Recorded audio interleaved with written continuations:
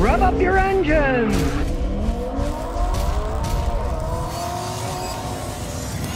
Well, here's some more irony for everyone. Just 24 hours after announcing the gas car engine ban of 2035, where they're not going to let you buy them anymore, California is asking their residents not to charge up their electric cars that they already have. The electric grid is overstressed from all the heat, and hey, the next few days, from what I've read, they're going to be 110, 115 in parts of California. The grid can't take it. Now, if you know anything about electric cars, more than 90% of the charging of electric cars is done at home, in the house. People get a little charger. Usually it's a 220 volt one that they have wired like for your dryers and stuff like that, higher voltage, and they plug them in at night. Now they're telling you don't plug it at night. Because guess what?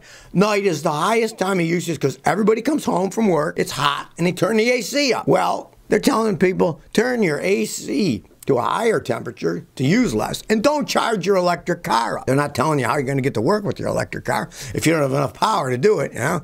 And the hilarious thing is, this is a voluntary system. They're asking people, please don't charge your car. Well, hey, come on now. What do you think is going to happen? Somebody's got to go to work, they're going to plug their car and say, screw this, I'm charging my car up. It's a voluntary thing. They're not telling me I have to do this, which just shows. If they're telling them don't charge them now, what the heck is going to happen when there's millions of these electric cars out there? Well, it's hot outside. I can't go to work because I couldn't charge my battery. Or up north, it's cold outside, so I couldn't charge my battery, so I can't come to work. It just shows the stupidity of the governance of California, thinking they can push all this electric stuff on people and not having an infrastructure to back it up. Comical. I mean, you really look at the overall picture of it, it's like a comedy. Well, we're going to go electric, pass the bill. Oh, well, don't charge your car up because we ran out of electricity. The irony abounds. It just is too much when you think about it. One hand doesn't talk to the other hand. They don't know what's happening. And they're all pretending to be green, but let's face the facts. There isn't enough electricity for it unless they have a massive increase of power generation, which doesn't look like it's going to happen anytime soon because it costs a fortune to build power plants.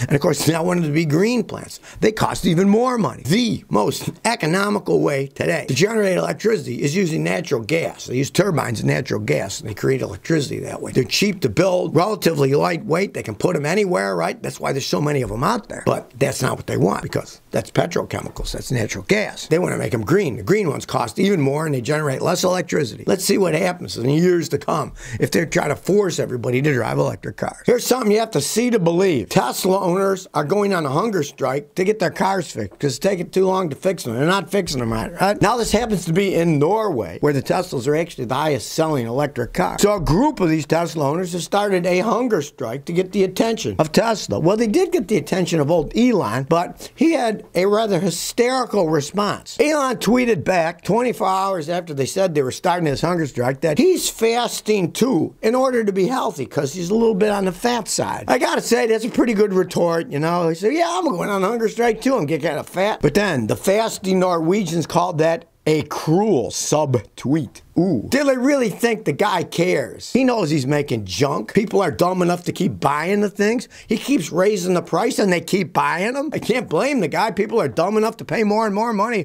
for these poor quality products that you can't get fixed because he doesn't make enough parts to repair them, as they either break or get in wrecks and then have to be repaired because they were in a wreck. He doesn't care, people. Look at his response. Yeah, I'm fasting too. You know, it's good for you to fast. Lose a little weight. He's laughing all the way to the bank. And they also whined about the infrastructure. You can't blame them, but I mean, that's with electric cars. None of it's standardized. Their other complaint was, and I quote, you promise free charging throughout the car's lifetime, but the new charging stations do not fit our cars. They can't even standardize the charging ports. We're charging the cars up. Everyone's going to be driving these things around. I don't think so. Let's face the facts. Hardly anything these days is standardized. Everybody has their own stuff, so that you got to go back to them to buy the parts because they're all different sizes so they can make money. You really think they're going to standardize this stuff? I don't think so. Then people talk about, well, the batteries, yeah, they take a long time to charge, so let's swap the batteries. Well, you can't swap a battery in a Tesla. It takes too long and it weighs too much, right? In China, they have some battery swapping with smaller cars with smaller batteries. They can do a limited amount in each area, but everything there would have to be standardized. For that one company, yeah. They want to put a bunch of them out there, sure, but they're all going to be different, and it's not going to work unless it's standardized, and they never standardize anything these days, so it looks bleak for anybody buying an electric car, which is why I say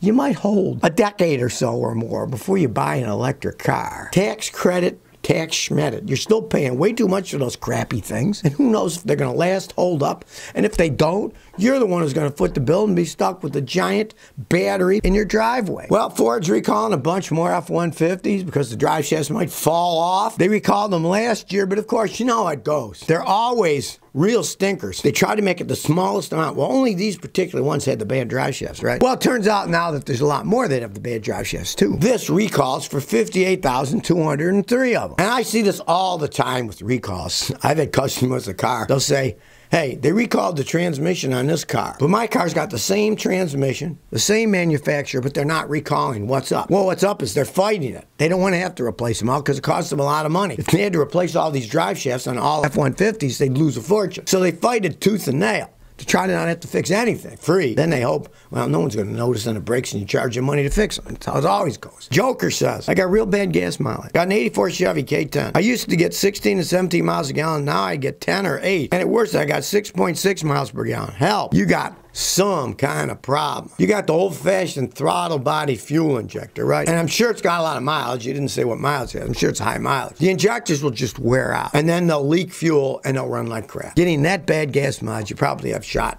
injectors. There's one on each side. It's not that bad. Any auto parts store can sell them. You can take them apart, get the injectors and the seals, take them apart on the top, put new ones in, plug them in, and see what happens. That should fix it. Unless your transmission's going out and you find out, drive it. And if you see it's shifting, but it's not shifting into all gears, it stays in low gear, of course, you'll get crappy gas mileage if your tranny's wearing out. But if it shifts okay otherwise, you probably got leaking injectors and just get some new ones, put them in. They're not that expensive on those because it's an 8-cylinder engine, but there's only 2 injectors. There isn't 8, one for each cylinder like modern cars where it costs a lot more money to do. Jay Wood says, my car stalls and runs poorly only when it's hot. Got an 06 Dodge Caravan. 211,000 miles. Runs great in town, but if I go for a 3-hour drive, it stalls when I come to a stop, cranks back up, but then runs rough and can't go fast. I let it sit a few minutes, it cranks up and goes down the road with no problems. What could do that? Well, old age, if you run for an hour, it runs rough, can't go fast, odds are your fuel pump is going out. When you go on a long trip, the fuel pump has been pumping for 3 hours, if it's a 3-hour trip. It's an electric pump inside the gas tank. As it ages, after it runs a few hours,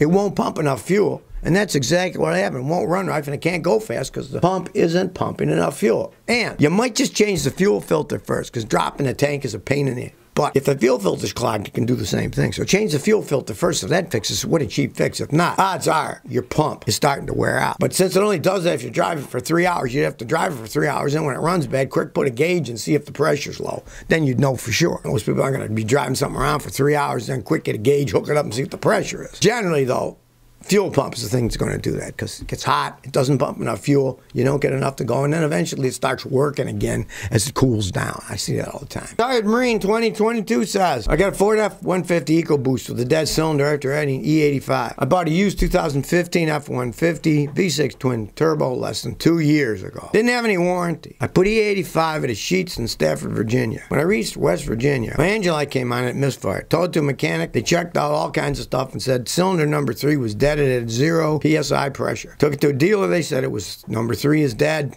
They said you should replace the entire engine. Should I replace it or find a mechanic to fix it? I don't ever advise having a V6 twin turbo EcoBoost Ford engine. They're too high tech, there's too much crap that breaks in them. Hardly anybody knows how to fix those things right anymore. The only way I advise to go is to take a gamble with a used engine from a junkyard or get a remanufactured, a factory remanufactured, not some clown in the backyard building it, but a factory remanufactured one because they're extremely high tech engines and they don't last all that long generally. You didn't say what kind of mileage you had on it.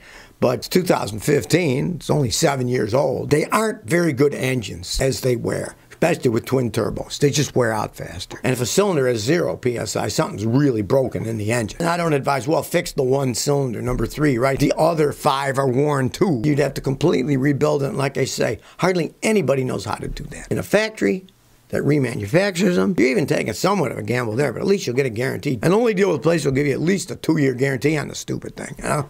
That's the problem. Me, with something like that, with those engines, I'd really scratch my head whether I'd put more money into it myself. I might just scrap it, get some other vehicle. You're chasing the dragon a lot of times. Well, you spend all this money and maybe they fix the engine right, maybe they don't, but then the transmission goes out. It may be at the end of its lifespan. Those V6 twin turbos only have a limited lifespan, and when they're gone, they become money pits. And you don't want to keep throwing money into the pit. So if you never want to miss another one of my new car repair videos, Remember to ring that bell.